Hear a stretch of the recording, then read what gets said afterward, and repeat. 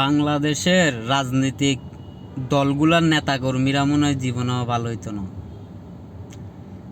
খুব দুঃখের বিষয়, আজকে সকালবেলা আমার বাসায়, আমার জায়গায় একটা গর্ত আছে। আমার বাসায় কিছু খালি জায়গা আছে, ওইখানে একটা গর্ত আছে। টাকাল্লাই মাটি ফুরাইতে পারতেছি না, প্রায় অনেক দিন যাবত।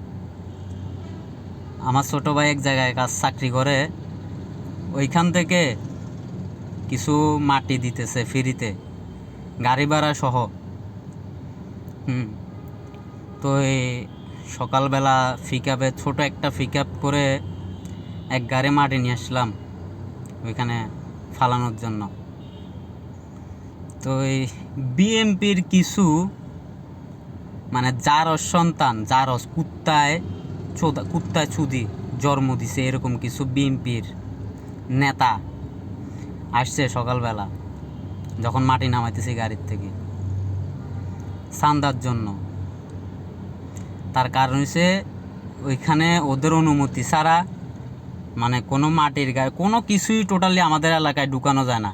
বর্তমানে আওয়ামী লীগ সরকার যাওয়ার পর থেকে বিএনপির কুত্তাগুলার লাগে আর কি। তো এই সকালবেলা আসছে, আমি তো ডিউটিতে চলে আসলাম, আমার ভাই মাটি নামাইতেছে, আমার ওয়াইফ আছে, ওরা আসছে। ওরা এখানে কী জন্য মাটি আনছি, কার অনুমতিতে মাটি আনছি ওটা জানার জন্য। ওদের থেকে কী জন্য মাটি কিনি না। তো ভাই, আমার কথা হইল, আমার জায়গা, আমার সব কিছু, আমি কই থেকে মাটি আনি, কি করি, এটা আমার একান্ত ব্যক্তিগত বিষয়। ঠিক আছে, কোনো রাজনৈতিক দলের নেতা খেতা বা কাউরে কফিয়ত দেওয়ার কোনো এখতিয়ার নাই, ওইটা আমার একান্ত ব্যক্তিগত বিষয়। তো কথাগুলো বলার উদ্দেশ্য হয়েছে, আমার আইডিতে অনেক বিএনপির ভালো ভালো নেতাকর্মী আছেন, আপনারা দয়া করে আমার কথাগুলায় আপনারা মনে কষ্ট নিয়েন না।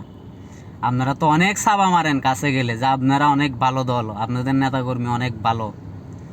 যদি বিশ্বাস না হয় আমার কথা, আমার বাসায় আসিয়েন, আমার সাথে যোগাযোগ করিয়েন আপনারা, তাহলে আপনাদেরকে সোজা আসি প্রমাণ দিব, এখানে বাসায় আসিয়েন। যে এখনও তো ভাই আপনারা ক্ষমতায় আসেন নাই, এই অবস্থা।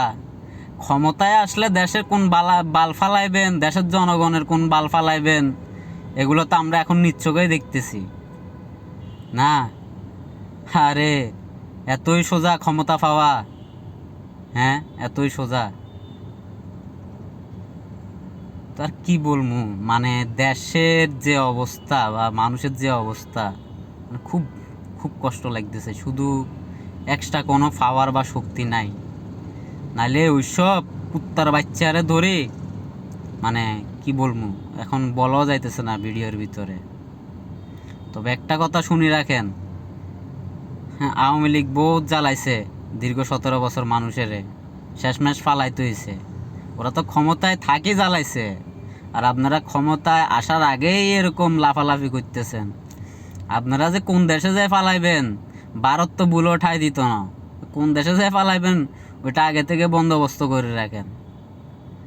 কি কইছি বুঝছেন? নেতাকর্মী সবগুলা ঠিক করেন।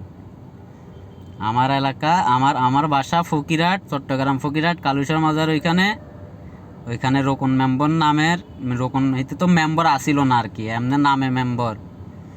তো ওর কিছু বাহিনী মানে সকালবেলা যাইয়া এই কাহিনীগুলা করতেছে আর কি। আমি বাসায় ছিলাম না, থাকলে হয়তো বড় ধরনের কোনো গ্যাঞ্জাম হইতো, অবশ্যই হইতো।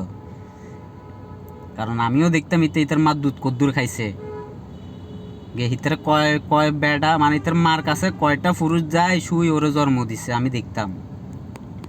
বিএনপির নেতাদেরকে মনে হয় মানে কিছু কিছু, আবার সবাই আমার কথা মাইন্ড করিয়েন না, ভালো নেতারাও আছে আমি জানি। আমি বিএনপির অনেক নেতা খেতা কর্মীদের সাথে চলি। আমি যার গাড়ি চালাই, মানে যার চাকরি করি, আমার এই চট্টগ্রামে বিএনপির এই নেতা আমির খসরু মাহমুদ চৌধুরী, আমার স্যারের বিয়াই সম্পর্কে বিয়াই হয়। কি বলছি বুঝছেন? তো আমি বিএনপির আত্মীয়র গাড়ি চালাই।